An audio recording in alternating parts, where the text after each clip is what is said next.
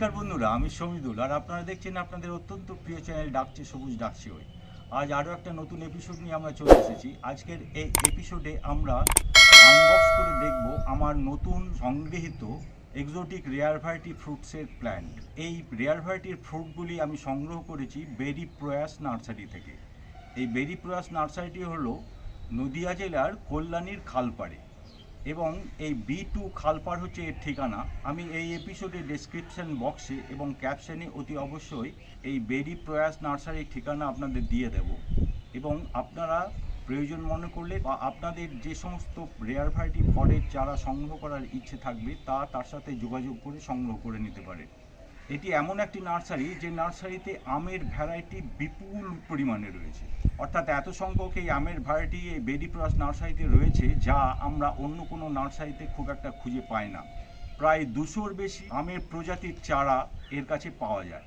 আমি সেই কারণে কিছু আমের চারা এর কাছ থেকে সংগ্রহ করার জন্য এর সাথে যোগাযোগ করেছিলাম এবং এই বেরি প্রয়াস নার্সারিতে আমি জিজ্ঞেস করেছিলাম নামডকমাই হোয়াইট, কোকোনাট কাঁচা মিঠা, রেড বানানা এবং আরউইন পার্পল ম্যাঙ্গোর চারা পাওয়া যাবে কিনা। ওরা আমাকে জানিয়েছিলেন এই সমস্ত চারাই তাদের সংগ্রহ রয়েছে, আমি সংগ্রহ করে নিতে পারি। আমি তাদের দামও জিজ্ঞেস করেছিলাম, সেই সঙ্গে আরও একটা কথা জিজ্ঞেস করেছিলাম যে ডেকোপন অরেঞ্জের চারা তার কাছে পাওয়া যাবে কিনা। উনি বলেছিলেন হ্যাঁ, এই ডেকোপন অরেঞ্জের চারাও আমার কাছে পাওয়া যাবে। সেই কারণে আমি তাকে বলি এই ডেকোপন অরেঞ্জের চারা এবং আরউইন পার্পল ম্যাঙ্গোর একটি চারা, রেড বানানা ম্যাঙ্গোর একটি চারা, নামডকমাই হোয়াইট ম্যাঙ্গোর চারা এবং কোকোনাট কাঁচা মিঠা ম্যাঙ্গোর চারা আমাকে পাঠিয়ে দিতে, অর্থাৎ 4টি আমের চারা এবং একটি ডেকোপন অরেঞ্জের চারা আমাকে পাঠিয়ে দিতে।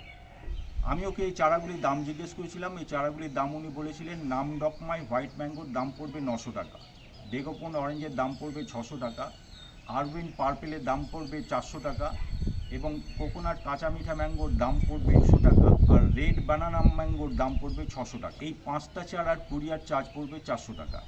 সেই মতো 28 তারিখে আমি তাকে টাকা পাঠিয়ে দেওয়ায় ঠিক 29 তারিখেই তিনি এই চারাগুলি প্যাকেজিং করে আমাকে কুরিয়ার সার্ভিসের মাধ্যমে পাঠিয়ে দিয়েছেন। ডিটিডিসি কুরিয়ার সার্ভিসের মাধ্যমে এগুলি পাঠানোর ফলে 29 তারিখে ওনার ডিসপ্যাচ করা প্যাকেজ আমার হাতে 30 তারিখে, অর্থাৎ এই 200 মাইল পথ অতিক্রম করে বীরভূম জেলার এই সিউড়ি শহরে আমার বাড়িতে আমার হাতে এসে পৌঁছয়। আমরা আজ দেখব সেই প্যাকেজিংটি কীরকম অবস্থায় আমার হাতে এসে পৌঁছেছে, প্যাকেজিংয়ের ভিতরে চারাগুলি কী অবস্থায় আছে এবং প্যাকেজিংটি কতখানি বিজ্ঞানসম্মত, এই সমস্ত দিকগুলি। এই হচ্ছে প্যাকেজ। এই প্যাকেজের চারিদিকটা আমি আপনাদের দেখিয়ে দিচ্ছি ঘুরিয়ে ঘুরিয়ে এবং খুব সুন্দর একদম ইনজোর্ড না হওয়া অবস্থায় আমার হাতে এসে পৌঁছেছে।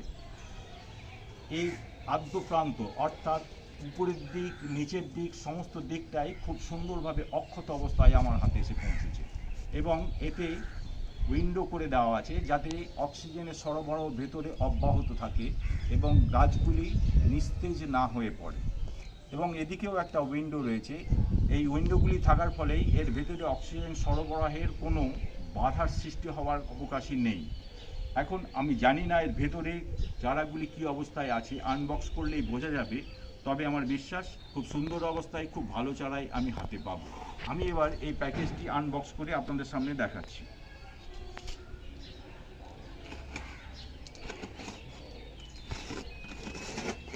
এই আনবক্সিংয়ের কাজটি খুব সাবধানে করতে হবে যাতে ভেতরের চারাগুলি কোনোভাবে ইনজোর্ড না হয়।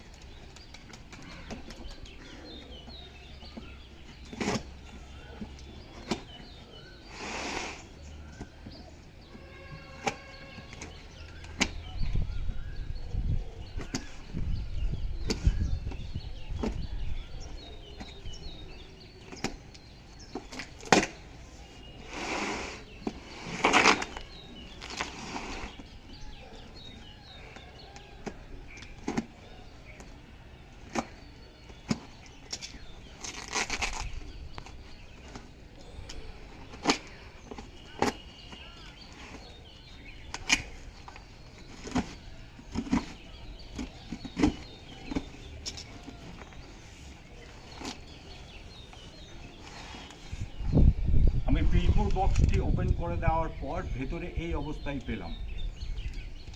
খুব সুন্দরভাবে খড় দিয়ে এটিকে বেঁধে দেওয়া আছে যাতে ভেতরের গাছগুলি কোনোভাবে ইনজোর্ড না হয়। এর দু প্রান্তই দড়ি দিয়ে বেঁধে দেওয়া আছে যাতে ভেতরে এটি নড়াচড়া করতে না পারে।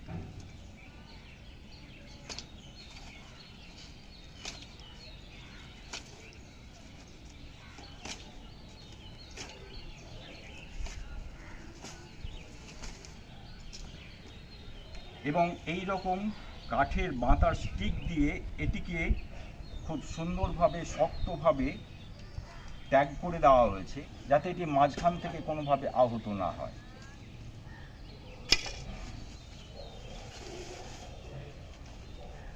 আমরা এবার চারাগুলিকে ওপেন করে নিচ্ছি। এইভাবে এক একটি চারা আমরা পাচ্ছি। এর রুট বলটি খুব সুন্দরভাবে পলিথিনে গ্রো ব্যাগে বেঁধে দেওয়া আছে এবং এর পাতার অংশটি যাতে কোনোভাবে নষ্ট না হয় সে কারণে খবরের কাগজ দিয়ে মুড়ে দেওয়া আছে।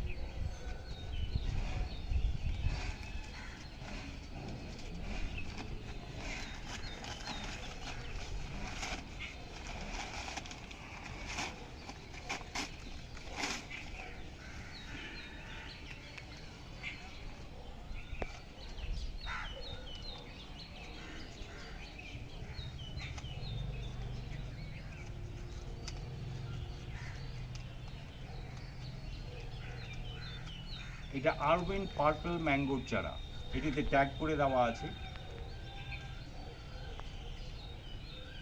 একদম সতেজ স্বাস্থ্যবান এই চারা। পাতাগুলির রং, পাতাগুলির সৌন্দর্য দেখে বোঝা যাচ্ছে চারাটি কতখানি যত্নে লালিত হয়েছে এবং কতখানি যত্ন সহকারে মূল কাণ্ডটি যাতে কোনোভাবে আঘাতপ্রাপ্ত না হয় সেই কারণে একটি কাঠের স্টিক দিয়ে খুব সুন্দরভাবে আটকে দেওয়া আছে।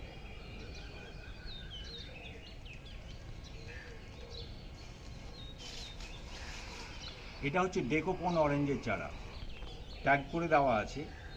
এই ট্যাগে লিখে দেওয়া আছে ডেকোপন অরেঞ্জের চারা। এটিও খুব সুন্দরভাবে এর রুট বল অংশটি একটি গ্রো ব্যাগে বেঁধে দেওয়া আছে এবং পাতার পোর্শনটি কাগজ দিয়ে মুড়ে দেওয়া আছে।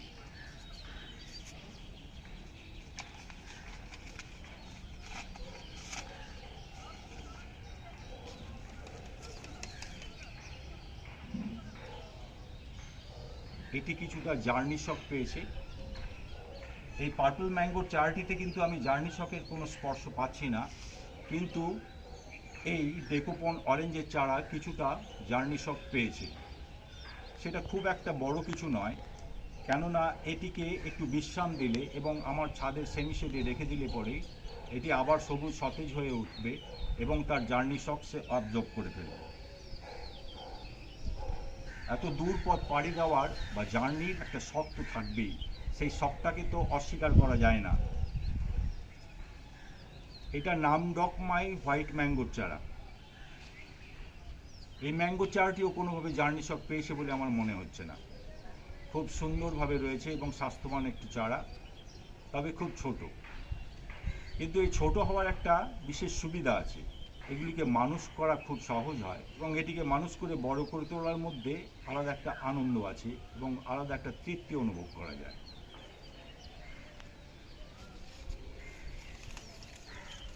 এটি রেড ব্যানানা ম্যাঙ্গোর চারা, এটিতেও ট্যাগ লাগিয়ে দেওয়া আছে এবং একই রকমভাবে এর রুট বলটি গ্রো ব্যাগের পলিথিনে মুড়ে দেওয়া আছে খুব সুন্দরভাবে এবং এর পাতার অংশটি এবং কাণ্ডের অংশটি কাগজ দিয়ে র্যাপ করে দেওয়া আছে।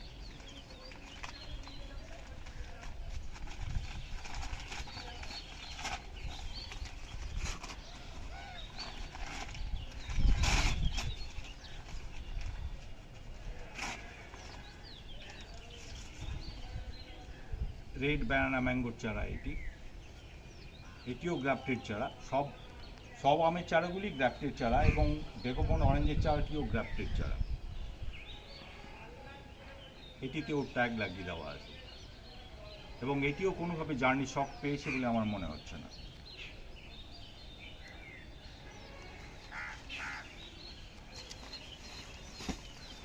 এই আরেকটি চারা,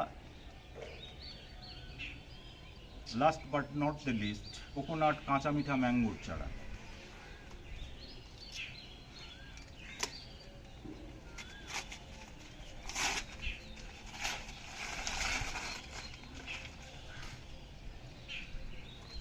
এটিও খুব সুন্দর সতেজ এবং সবুজ চারা, এটিরও জার্নিশক কিছুই হয়নি।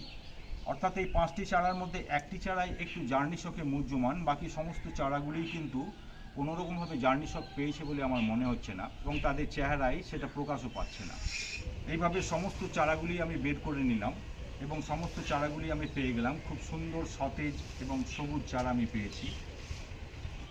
এই চারাগুলি আমি এবার আমার সেমি শেডে রেখে দেব, এবং এই যে ডেকোপন অরেঞ্জের চারাটি একটু মুহ্যমান হয়ে আছে জার্নিশকের জন্য, তাকে সেই জার্নিশক অ্যাবজর্ব করার একটা অবকাশ দেব। এবং এই চারাগুলিতে আমি আজ এপসম সল্টের দ্রবণ স্প্রে করে দেব। বন্ধুরা, আপনারা জানেন এপসম সল্ট হচ্ছে ম্যাগনেসিয়াম সালফেট, এবং এর দ্রবণ যে কোনো চারারই জার্নিশক বা যে কোনো ধরনের শক অ্যাবজর্ব করতে খুব সহায়তা করে। একটু সবুজ সতেজ হয়ে উঠলেই আমি এগুলি পটিং করব। তো এই ছিল আমাদের আজকের পর্ব। এই পর্বটি যদি আপনাদের কোনোভাবে ভালো লেগে থাকে এবং কোনোভাবে তৃপ্তির স্পর্শ দেয়, তাহলে অতি অবশ্যই বেশি বেশি করে লাইক, শেয়ার এবং কমেন্ট করুন। এবং যারা আমাদের চ্যানেলটি অলরেডি সাবস্ক্রাইব করে দিয়েছেন তাদের আমি অসংখ্য ধন্যবাদ জানাই। আর যারা এখনও আমাদের চ্যানেলটি সাবস্ক্রাইব করেনি তারা সাবস্ক্রাইব করে দেবেন এবং ডান দিকের বেল আইকনটি বাজিয়ে অল নোটিফিকেশনে ক্লিক করে দেবেন। তাহলে পরবর্তী পর্যায়ে এরকম তৃপ্তিদায়ক আনন্দের স্পর্শ দেওয়ার মতো আরও অন্যান্য নানান যে সমস্ত এপিসোডগুলি আমরা নিয়ে আসবো, তা অতি দ্রুত সরাসরি আপনাদের কাছে পৌঁছে যাবে। আজ তবে আসি, আপনাদের সকলের শুভ হোক, মঙ্গল হোক, আপনারা সকলে ভালো থাকুন। নমস্কার।